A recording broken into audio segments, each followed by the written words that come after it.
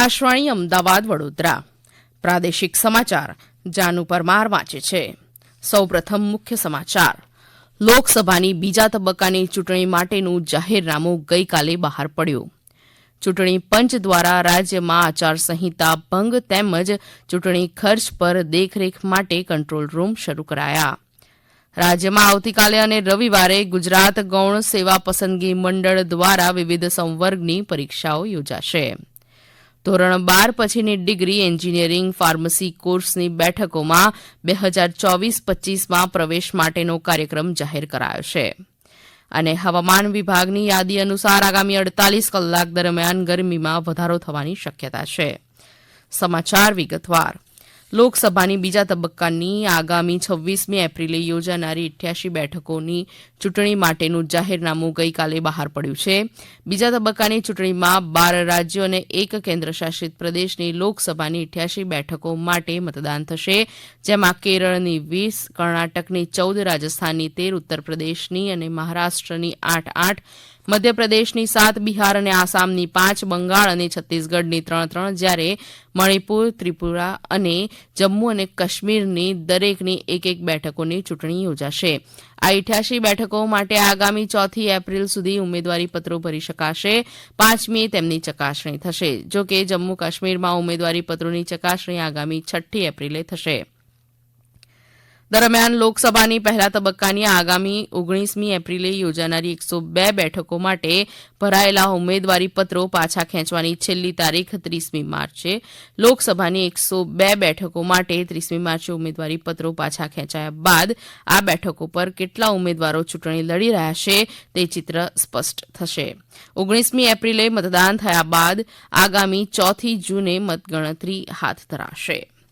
રાજ્યમાં મુખ્ય ચૂંટણી અધિકારી દ્વારા ગુજરાતમાં લોકસભાની ચૂંટણી તેમજ વિધાનસભાની બેઠકોની ચૂંટણી માટે મતદારનો ફોટોવાળા મતદાન ઓળખપત્ર સમયસર મળી જાય તે માટે જરૂરી સૂચનાઓ અપાઈ છે. એવી જ રીતે ચૂંટણી માટેની આદર્શ આચારસંહિતાના ભંગ તેમજ ચૂંટણી ખર્ચ પર દેખરેખ માટે નિયંત્રણ કક્ષ શરૂ કરી દેવાયા છે. તેમજ કોઈપણ મતદારોને મત આપવા માટે સમસ્યા ન સર્જાય તે માટે તમામ જિલ્લા ચૂંટણી અધિકારીઓને નિર્દેશો આપી દેવામાં આવ્યા છે. સાથે જ ફ્લાઇંગ સ્ક્વોડ દ્વારા રાજ્યમાંથી રોકડ, સોનું, ચાંદી, દારૂ અને ચરસ સહિત 42 કરોડ રૂપિયાથી વધુની ચીજ વસ્તુઓ ઝડપી લેવામાં આવી છે. તેમજ સરકારી અને ખાનગી મિલકતો ઉપરથી પ્રચાર સાહિત્ય દૂર કરવામાં આવ્યું છે. દેશના નાગરિકો આગામી લોકસભા ચૂંટણીમાં પોતાના મતાધિકારનો ઉપયોગ કરી શકે તે હેતુથી સૌપ્રથમ વખત ભારતીય ચૂંટણી પંચ દ્વારા રાજ્યમાં આવશ્યક સેવાઓમાં ફરજ બજાવતા અધિકારીઓ અને કર્મચારીઓને ટપાલ મતપત્ર દ્વારા મતદાન કરવાની સુવિધાની આપવાની જોગવાઈ કરવામાં આવી છે. જેના અનુસંધાને મહીસાગરના નિવાસી અધિક કલેક્ટર સીવી લટાના અધ્યક્ષ સ્થાને લુણાવાડા ખાતે નોડલ અધિકારીઓની તાલીમ યોજાઈ હતી, જેમાં આવશ્યક સેવા કર્મીઓને ટપાલ મતપત્ર દ્વારા મતદાનની સુવિધા આપવા અંગે માર્ગદર્શન આપવામાં આવ્યું. ઉપરાંત રાજકોટ ખાતે અધિક જિલ્લા ચૂંટણી અધિકારીના અધ્યક્ષ સ્થાને આવશ્યક સેવા કર્મીઓને ટપાલ મતપત્ર અંગેની બેઠક યોજાઈ હતી. આ બેઠકમાં અધિક જિલ્લા ચૂંટણી અધિકારી શ્રી મુછારે જણાવ્યું હતું કે મતદાર યાદીમાં નોંધાયેલા અને મતદાનના દિવસે તેમની આવશ્યક ફરજોને કારણે મતદાન મથકમાં હાજર રહી શકશે નહીં તેવા જ આવશ્યક સેવા કર્મીઓને ટપાલ મતપત્ર દ્વારા મતદાન કરવા પાત્ર ગણાશે. ઉલ્લેખનીય છે કે આ સેવાઓમાં વીજળી, BSNL, railway, Doordarshan, all India radio, આરોગ્ય વિભાગ, ઉડ્ડયન, રાજ્ય પરિવહન નિગમ, અગ્નિશામક સેવાઓ તથા એમ્બ્યુલન્સ સહિતની 12 આવશ્યક સેવાઓનો સમાવેશ થાય છે. રાજકોટ જિલ્લા ચૂંટણી તંત્ર દ્વારા આગામી લોકસભા ચૂંટણી 2024ને અનુસંધાને સંસદીય મત વિસ્તાર રાજકોટના 67 વાંકાનેર વિધાનસભા મતદાન વિભાગના રાજકોટ તાલુકાના આણંદપર ગામ તથા નવી રાતી દેવડી પ્રાથમિક શાળા ખાતે મતદાર જાગૃતિના કાર્યક્રમો યોજાયા હતા. આ કાર્યક્રમમાં આંગણવાડી કાર્યકરો, આશા વર્કર બહેનો, ગામના આગેવાનો, ગ્રામ પંચાયત કચેરીના કર્મચારીઓ, ગ્રામજનો જોડાયા હતા તથા આગામી લોકસભા ચૂંટણીમાં મતદાન કરવા અંગે શપથ લેવામાં આવ્યા હતા. આ પ્રાદેશિક સમાચાર આપ આકાશવાણીના અમદાવાદ વડોદરા કેન્દ્ર પરથી સાંભળી રહ્યા છો. વધુ સમાચાર આપ અમારી વેબસાઇટ newsonair.gov.in/ગુજરાતી પરથી વાંચી શકશો.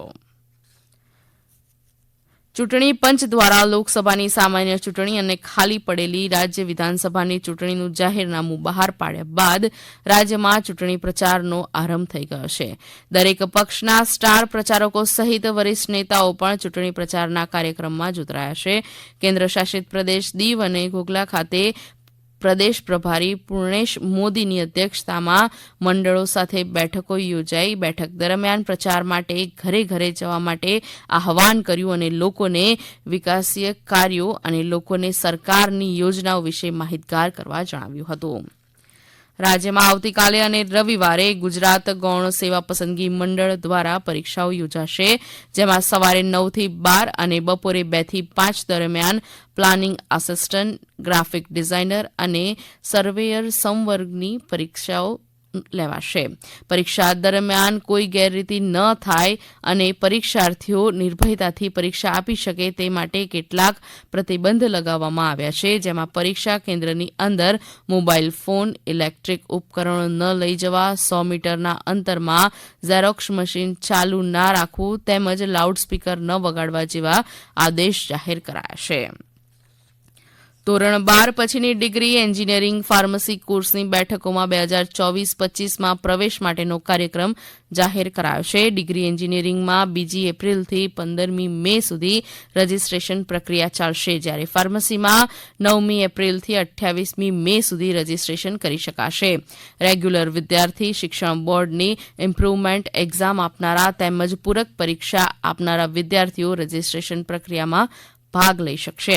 પ્રથમ રાઉન્ડમાં રજીસ્ટ્રેશન ન કરનારા નોન રજીસ્ટર્ડ વિદ્યાર્થીઓ માટે 21મી થી 25મી જૂન દરમિયાન પ્રવેશ કાર્યવાહી રાખવામાં આવી છે. હવામાન વિભાગની યાદી અનુસાર આગામી 48 કલાક દરમિયાન ગરમીમાં વધારો થવાની શક્યતા છે.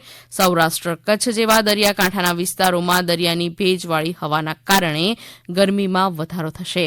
રાજ્યના બનાસકાંઠા, ગાંધીનગર અને આણંદ જેવા ઉત્તર ગુજરાત પ્રદેશના અલગ અલગ સ્થળોએ રાત્રિના સમયમાં ગરમીમાં વધારો નોંધાયો હતો. ઉપરાંત અમદાવાદ જિલ્લા અને તેના આસપાસના વિસ્તારોમાં તાપમાન 41 ડિગ્રીથી વધુ નોંધાયું હતું. રાજ્યમાં ગઈકાલે ભુજમાં 42, અમરેલીમાં 40, રાજકોટ, સુરેન્દ્રનગરમાં 41, મહુવા અને સુરતમાં 39 ડિગ્રી સેલ્સિયસ તાપમાન નોંધાયું હતું. ગુજરાત માધ્યમિક અને ઉચ્ચતર માધ્યમિક શિક્ષણ બોર્ડ દ્વારા ગુજરાત કોમન એન્ટ્રન્સ ટેસ્ટ ગુજકેટની પરીક્ષા 31મી માર્ચે યોજાશે.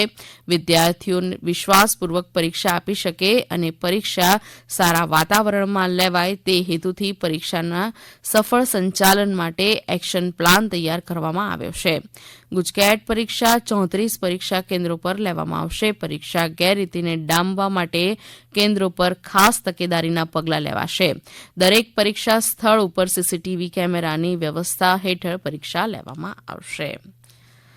રાષ્ટ્રીય પરીક્ષા એજન્સીએ આગામી 4 એપ્રિલથી યોજાનારી જેઈઈ મેન્સના બીજા તબક્કાની પરીક્ષા આપનાર અરજદારોને પરીક્ષા કેન્દ્રો અને શહેર ફાળવણીની એડવાન્સ સ્લીપ જાહેર કરી છે.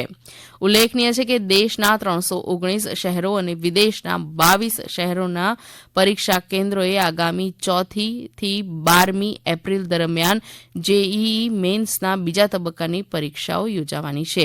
આ પરીક્ષા દરરોજ 2 શિફ્ટમાં યોજાશે. પરીક્ષા આપનાર વિદ્યાર્થીઓ એનટીએની વેબસાઇટ ઉપર પોતાની અરજીની સંખ્યા અને જન્મ તારીખ દાખલ કરી પરીક્ષા કેન્દ્ર અને સંબંધિત શહેરની માહિતી મેળવી શકે છે. રાષ્ટ્રીય પરીક્ષા એજન્સીએ ભારપૂર્વક જણાવ્યું છે કે શહેરની માહિતી આપતી સ્લીપનો ઉપયોગ વિદ્યાર્થીઓ પરીક્ષા ખંડમાં પ્રવેશ માટે કરી શકશે નહીં. અંતમાં મુખ્ય સમાચાર ફરી એકવાર.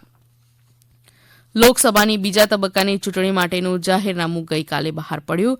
ચૂંટણી પંચ દ્વારા રાજ્યમાં આચારસંહિતા ભંગ તેમજ ચૂંટણી ખર્ચ પર દેખરેખ માટે કંટ્રોલ રૂમ શરૂ કરાયા. રાજ્યમાં આવતીકાલે અને રવિવારે ગુજરાત ગૌણ સેવા પસંદગી મંડળ દ્વારા વિવિધ સંવર્ગની પરીક્ષાઓ યોજાશે. ધોરણ 12 પછીની ડિગ્રી, એન્જિનિયરિંગ, ફાર્મસી કોર્સની બેઠકોમાં 2024-25માં પ્રવેશ માટેનો કાર્યક્રમ જાહેર કરાયો. હવામાન વિભાગની યાદી અનુસાર આગામી 48 કલાક દરમિયાન ગરમીમાં વધારો થવાની શક્યતા છે.